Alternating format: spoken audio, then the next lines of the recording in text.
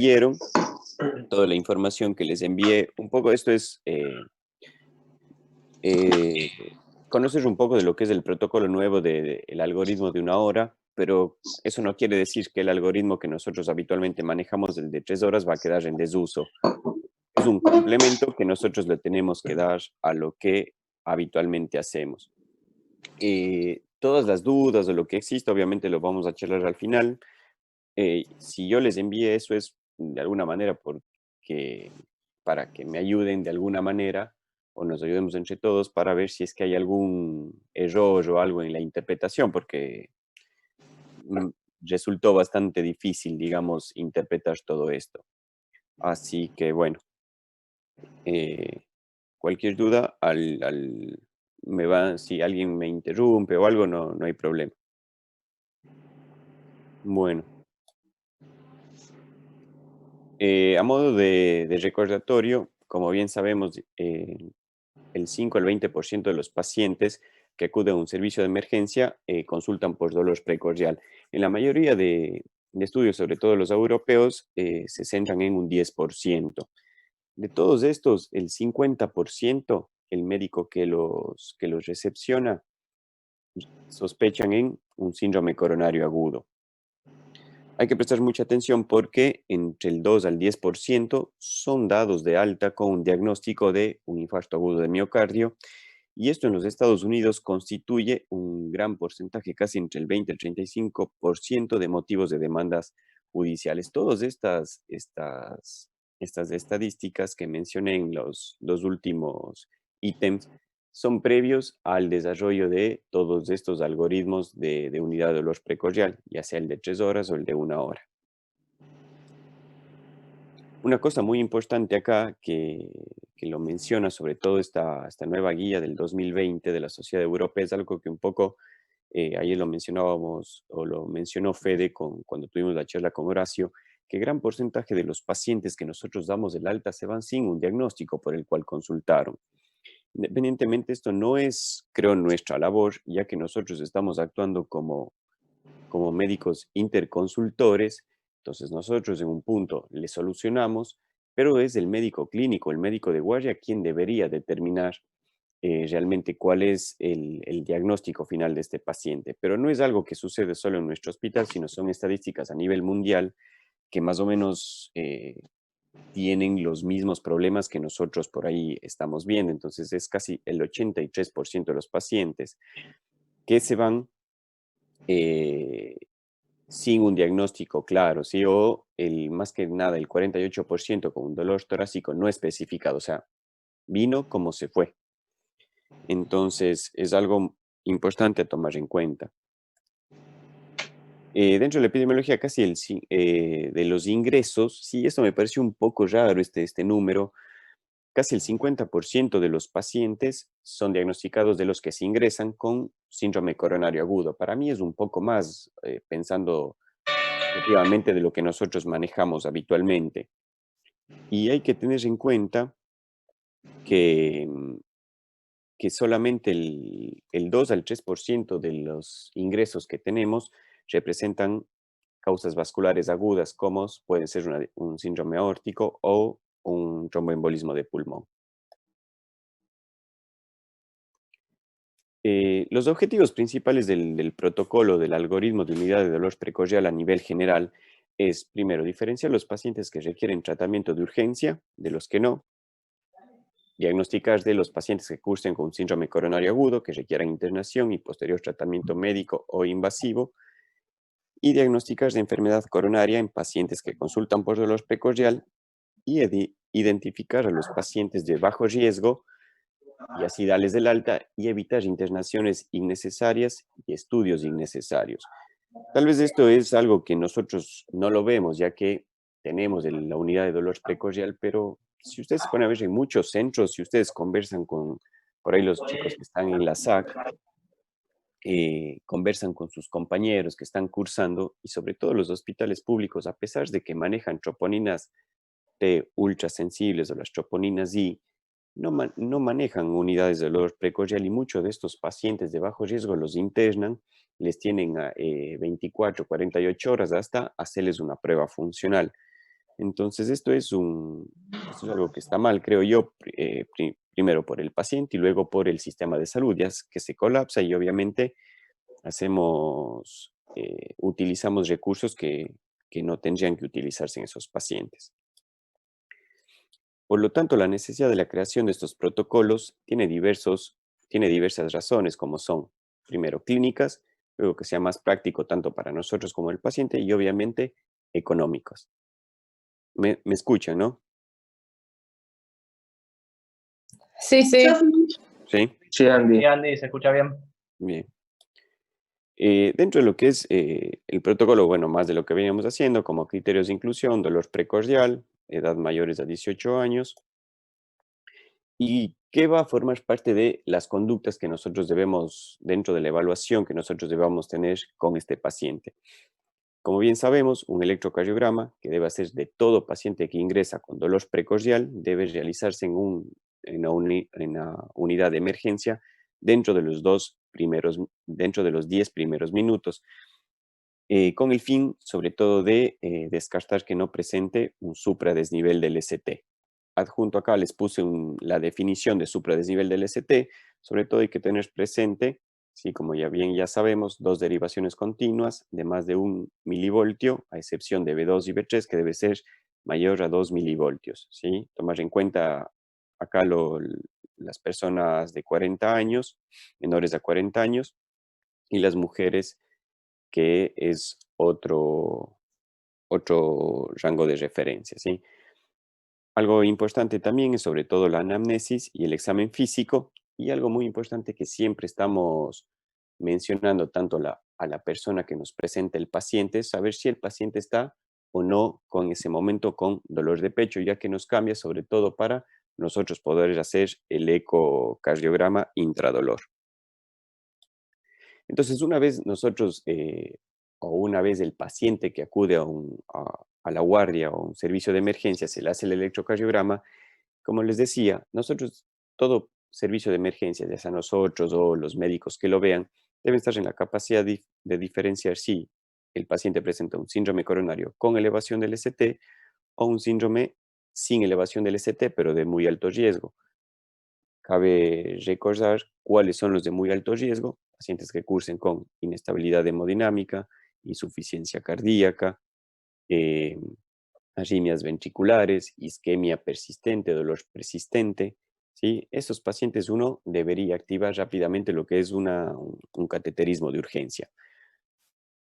Obviamente, el diagnóstico del síndrome coronario sin elevación del ST, ¿sí? La clasificación que habitualmente lo hacemos según el Grace, y obviamente de acuerdo al rango, la intervención, ya sea dentro de las primeras 24 horas o cerca de las 72 horas. El dolor precordial en estudio, que es el que habitualmente dejamos, ¿sí? Si ustedes pudieron leer los diversos trabajos, estos son los pacientes que quedan en el grupo de observación o observar, que los llaman, y obviamente el dolor de origen no coronario. Esos son los 4 grupos de pacientes que se engloban en una unidad de dolor precordial. Eh, eh, eh, eh, Anteriormente, el paciente que llega primero debe tener un electro y luego dividimos las aguas, ¿sí? Posteriormente viene la evaluación clínica, ¿sí? Dentro de la evaluación clínica, obviamente uno debe considerar lo que es los antecedentes del paciente, la interrogación, describir el dolor de pecho y obviamente el examen físico. Para esto se desarrolló un score, ¿sí? Que como lo ven acá es el HARD score, ¿sí? Que es un score que se desarrolló ya en el 2008, ¿sí? Se desarrolló por un grupo holandés, ¿sí? Que decidieron desarrollar este score para estratificar mejor a los pacientes que acuden con dolores de pecho. Acá algo importante para tener presente: un score, digamos, no es palabra santa ni es una Biblia, pero sí tenemos que tenerlo presente como una ayuda diagnóstica, ¿sí? Es una herramienta diagnóstica que a nosotros nos ayuda para, para poder estratificar a un paciente en este caso, ¿sí? Entonces, el hard score es, a mi criterio, creo que es un excelente score que lamentablemente no lo veníamos utilizando, no lo sé por qué, pero hay que Esto no es algo nuevo, sino está presente del año 2008 y es un excelente score porque estratifica muy bien a los pacientes las variables que utiliza. Si ustedes se pueden dar cuenta, eh, estratifica muy bien a los pacientes. Por ejemplo, aquí lo que dice historia es sobre todo a la historia del dolor de pecho. Entonces, por ejemplo, le da 2 puntos al dolor de pecho típico, un punto al que a veces queda entre que es típico o atípico y 0 puntos al que es atípico completamente. El electrocardiograma, cambios significativos del ST, o sea, cambios sugestivos de isquemia como infradesnivel mayor a 1 milímetro y todo lo que ya sabemos con respecto también a cambios en la onda T, le da 2 puntos. Un punto a cambios o trastornos inespecíficos de la repolarización. A veces, por ejemplo, podemos ver en B5 o B6 un infradesnivel con inversión de las ondas T que se puede ver a una hipertrofia ventricular izquierda y un electrocardiograma normal de 0 puntos. La edad, Perdón, y aquí y también, ahí sí, hay una cosa en el hard score que en el electrocardiograma, cuando habla de cambios inespecíficos en el ST, también dentro de eso entran los pacientes que tengan bloqueo de rama izquierda previo o marcapaso. claro, Esos pacientes en los entran cuales en, uno no puede exacto. evaluar. Exacto, entran ahí en cambios inespecíficos, pacientes con antecedentes de rama izquierda, rama derecha o marcapasos, como dice Nacho. Yo acá les pongo esto, obviamente es un pantallazo general, es obligación de todos informarse, leer un poco más acerca de las variables que utiliza el HARD-Score, porque es algo que lo vamos a utilizar habitualmente. Eh, Algo importante también en la clasificación de los factores de riesgo, como ven, dan 2 puntos, 3 o más factores de riesgo, 1, 0. Los factores de riesgo que incluyen son dislipidemia, hipertensión, diabetes, obesidad, antecedentes de enfermedad coronaria y todo, ¿sí? Entonces, esto un poco más ya lo tiene que leer cada uno para ver realmente bien las variables. Y algo importante acá en el 2008, que todavía no estaban en advenimiento las troponinas ultrasensibles, sino simplemente las de cuarta generación, como son las troponinas T o las troponinas I, lo ponían acá como 0, si está menor al límite normal, por 2, por 1 por 2 o por 2 por encima de 2 veces, le ponían esta variable de 2. Entonces todo esto suma un valor. Ahora luego hablamos del valor y acá podemos ver, ¿sí? Esta es una curva, ¿sí? Que evalúa sobre todo los eventos adversos. Entonces podemos ver acá, ¿sí? Se ve la flecha, ¿no? Podemos ver acá que la tasa de eventos cardiovasculares en un hard score menor a 3 es prácticamente nulo, a diferencia de un hard score, por ejemplo, acá le señalo de 7, en donde se acerca casi al 50% de eventos adversos a los 30 días. Entonces, esto es un score que predice mucho. El valor predictivo negativo que tiene este score es casi del 98-99%. O sea, tiene un poder de estratificación muy bueno. Si uno lo clasifica como se clasifican a los distintos scores, un índice bajo la curva ROC se está acercando casi cerca al 0,9 punto por ciento. O sea, tiene un poder de predicción muy, muy alto. Eh, si ustedes comparando diversos scores, por ejemplo, entre lo que se compara el Grace y el TIMI, que mucho mejor es el Grace que el Grace se acerca casi al 0,84, o sea que el hard score tiene un poder discriminatorio muy bueno.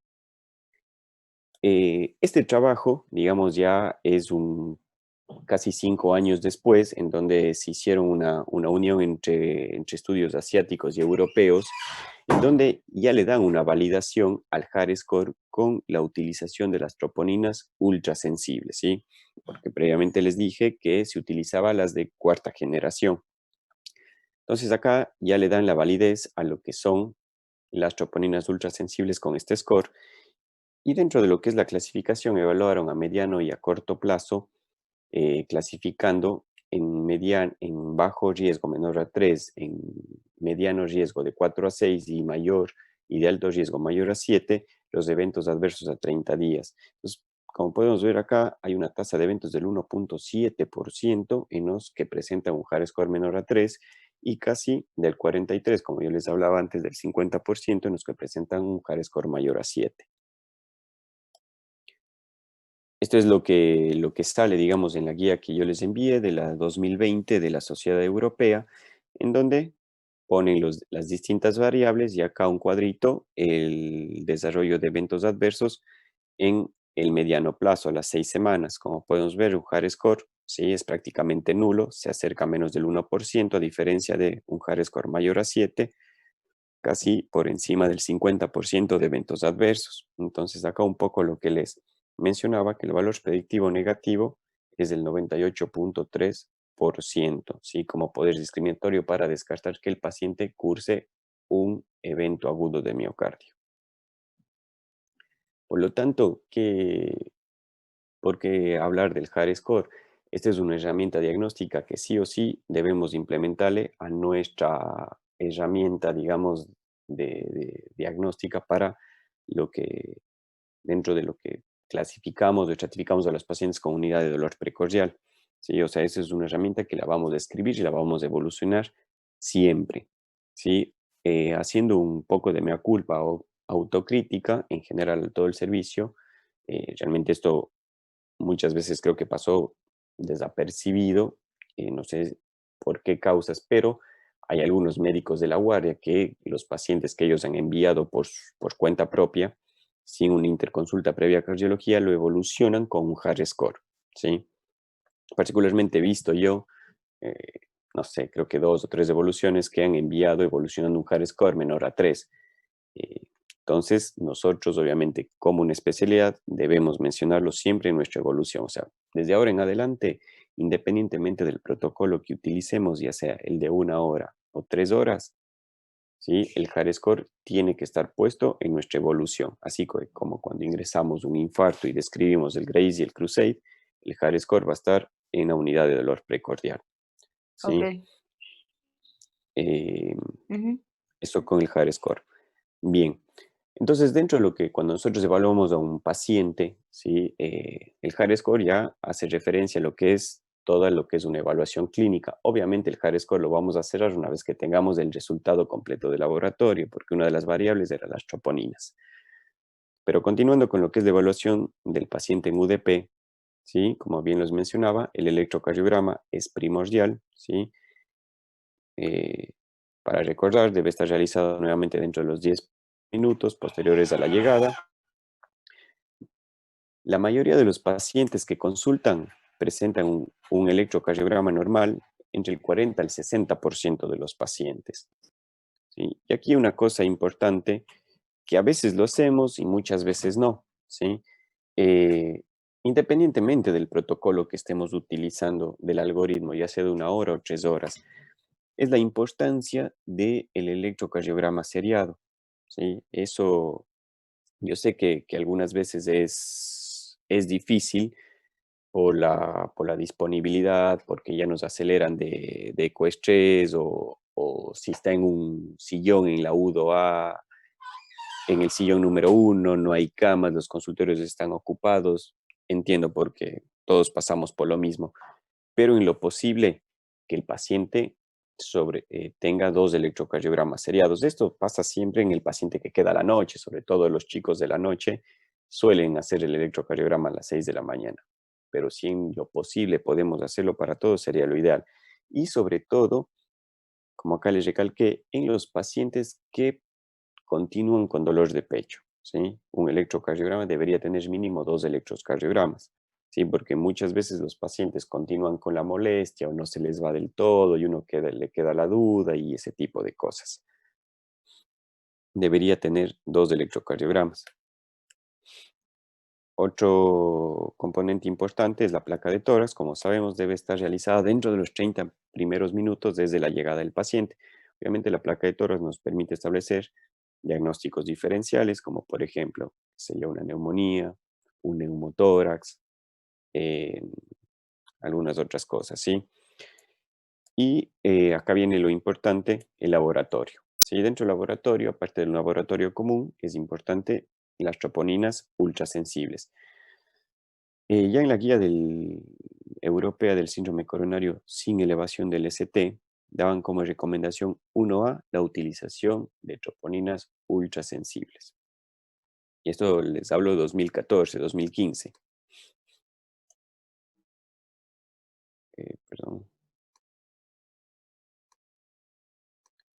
Y como recomendación 1B, y hacen referencia, ¿sí?, la utilización del algoritmo de 3 horas y de 1 hora. ¿Sí? Como les digo, esto ya en la guía del 2015 ya hace referencia al algoritmo de 1 hora de troponinas T ultrasensibles, ¿sí? Hay un recuadro. Acá yo les puse en rojo, ¿sí? Estas son las troponinas T ultrasensibles que nosotros disponemos en el hospital, ¿sí? Que son las elixis que corresponden al laboratorio de Roche. Estas son troponinas ultrasensibles y que nosotros no disponemos, pero las que sí disponemos y nos permiten hacer un algoritmo, ya sea de 3 horas o de 1 hora, son las troponinas T de Roche. ¿Sí? Una cosa, este cuadro, ¿sí?, como diagnósticos diferenciales, ¿sí?, cuando obviamente nosotros primero lo que vamos a sospechar es que el paciente se haya infartado o no, pero tenemos muchas otras causas cardiovasculares como no cardiovasculares. Nuevamente acá recalcar, dentro de las cardiovasculares, siempre pensar en un síndrome aórtico y lo que es un tromboembolismo de pulmón, aparte de todas las otras que acá, que obviamente asumimos que todos los pensamos siempre, si no es un infarto, siempre pensar, no sé, si el paciente vino hipertenso, un Takotsubo, taquicardiopatías, todo ese tipo de cosas, que obviamente acá. Y las no cardiovasculares, que obviamente las dejamos para segunda instancia, nunca dejarlas de costado. Y obviamente creo que sería de buena práctica eh, lo que conversábamos ayer, que el paciente se vaya con un diagnóstico y eso creo que no es trabajo nuestro. El trabajo nuestro se basa en este punto, ¿sí?, en las causas cardiovasculares. De ahí el resto de cosas un poco también debería trabajar el médico clínico, ¿sí? Porque el médico clínico simplemente dolor de pecho, pide troponinas de interconsulta a nosotros, pero él también debería darse el trabajo para dar una solución al paciente. Creo que nuestro trabajo culmina una vez descartando cualquier causa cardiovascular. Por lo tanto, no deberíamos ser nosotros el que le da el alta al paciente. Nosotros deberíamos ir directamente donde el médico clínico que nos presentó, el médico de guardia, decirle, mira, no tiene un infarto, no tiene una pericarditis, no tiene un TEP, no tiene un síndrome aórtico, te lo dejo. ¿Sí? No es nuestro trabajo en darle al alta, porque la mayoría de estos pacientes se van sin un diagnóstico, que es lo que ayer mencionaba Fede. Bien, un poco sobre las troponinas, que bien no vale mucho andar mucho en esto, pero algo importante acá, el hallazgo de troponina elevada refleja injuria miocárdica, ¿sí? Pero no el mecanismo causante de esta necrosis o injuria. Sí, que no toda troponina alta es un IAM tipo 1, ¿sí? Puede ser un IAM tipo 2, puede ser un paciente que tiene ya troponinas altas por una predisposición, por una comorbilidad asociada, ya sea insuficiencia renal, insuficiencia cardíaca, séptico, los oncológicos. Es un poco más algo para recordar que ya lo manejamos todos. Las troponinas T ultrasensibles permiten descartar 5 a 10 veces más que las troponinas de cuarta generación, y esto en los algoritmos diagnósticos, ya sea el de 3 horas que lo veníamos manejando, tiene un valor predictivo negativo muy alto, cercano al 99,2% para descartar infarto agudo de miocardio en las urgencias, sobre todo en los pacientes de bajo riesgo. Sí, esto de bajo riesgo lo recalco acá porque es algo que a veces Osvaldo, por ahí con algunos a veces discutía de que en los pacientes moderados riesgo, que uno quería darle el alta, todo. Esto lo hago de referencia porque este valor predictivo negativo está estudiado sobre todo en los pacientes de bajo riesgo. En los de moderado riesgo, uno debería poner en la zona de observación del paciente y plantear otras alternativas diagnósticas o estudios complementarios, ya sea pruebas funcionales u otro tipo de cosas.